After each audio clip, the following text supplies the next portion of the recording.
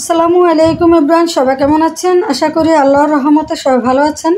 স্বাগতম জানাচ্ছি নতুন একটা ভিডিওতে। আজকে রান্না করব মুগের ডাল আর মুসুর ডাল দিয়ে অসাধারণ মজা খিচুড়ি। আজকে রান্না করব পোলাও চাল দিয়ে খিচুড়ি রান্না করব।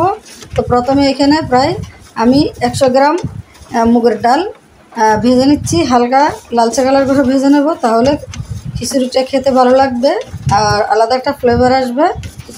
তো আমি কিছুক্ষণ ভেজে এরপরে কিছুক্ষণ জন্য ভিজিয়ে রাখবো। এখন আমি অন্য চুলায় হাতে মেখে গরুর মাংসটা চুলায় বসিয়ে দিলাম। আজকে খিচুড়ির সাথে আলাদা মাংস রান্না করব। তো মাংসটা কিছুক্ষণের জন্য আমি কষিয়ে নেব ডেকে দিয়ে। আর আমি পোলাও চালটা ধুয়ে পানি জড়িয়ে নিব এখন অফ ক্যামেরাতে।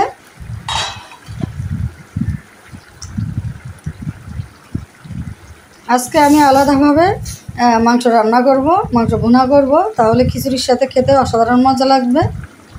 তো এখন অন্য চুলা আমি হাঁড়ি বসিয়ে দিয়েছি, তেলটা গরম হয়েছে। এখন আমি 1 কাপ পেঁয়াজ কুচি দিয়ে দিলাম। পেঁয়াজটাকে আমি ব্রাউন কালার করে ভেজে নেব।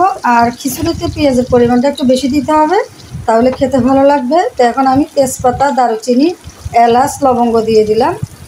তো আমি কিছুক্ষণের জন্য পেঁয়াজটাকে ভেজে নেব। আর এই বৃষ্টির দিনে গরম গরম খিচুড়ি খেতে খুবই ভালো লাগে। ছোটো বড় সবারই পছন্দ খিচুড়ি।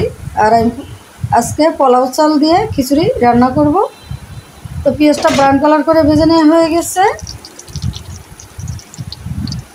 এখন আমি 1 চামচ আদা বাটা, 1 চামচ রসুন বাটা, 1 চামচ জিরা বাটা দিয়ে দেব। তো মশলাটাকে কিছুক্ষণ আমি কষিয়ে নেব।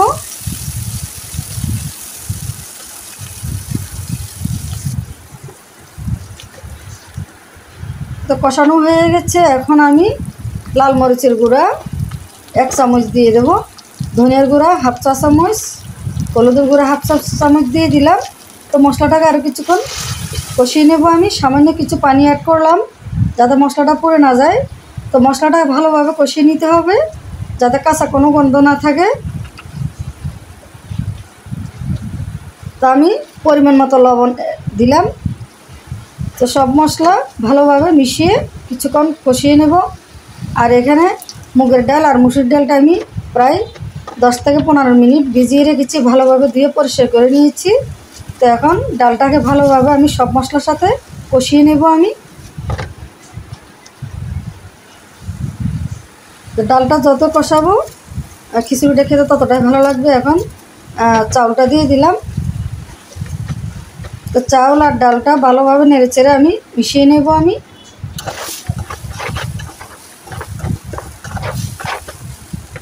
তা আমি আর কিছুক্ষণ ভেজে নেব।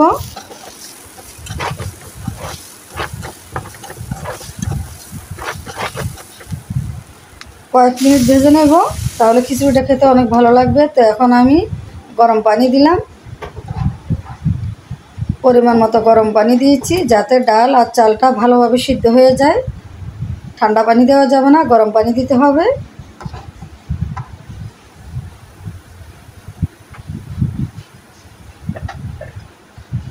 তো আমি নেড়ে চেড়ে কিছুক্ষণের জন্য ডেকে দিয়ে রান্না করে নেব। বলক এসে গেছে।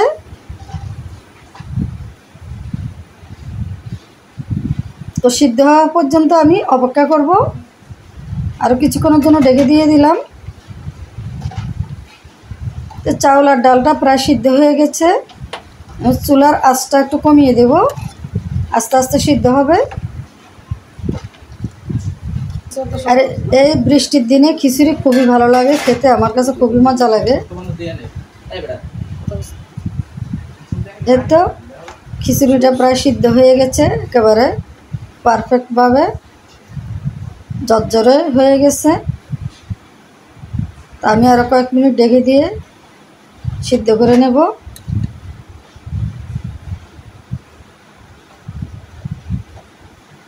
একটু উল্টি পাল্টিয়ে নেড়ে চেড়ে দেব।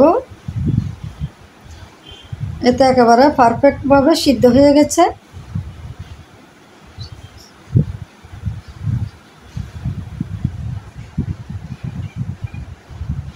তো আমি একটা প্লেটে এখন পরিবেশন করব। তো আমার ভিডিওটা যদি ভালো লাগে অবশ্যই আমার পেজটি ফলো করে সাথে থাকবেন। ভিডিও ভালো লাগলে শেয়ার, লাইক, কমেন্ট করবেন। হিংসা না করে সবাই সবাইকে বেশি বেশি সাপোর্ট করবেন, সবাই সবার পাশে থাকবেন। তো এখন আমি গরম গরম খিচুড়ি আর গরুর মাংস দিয়ে খাবো। তো সবাই ভালো থাকবেন, আল্লাহ হাফেজ।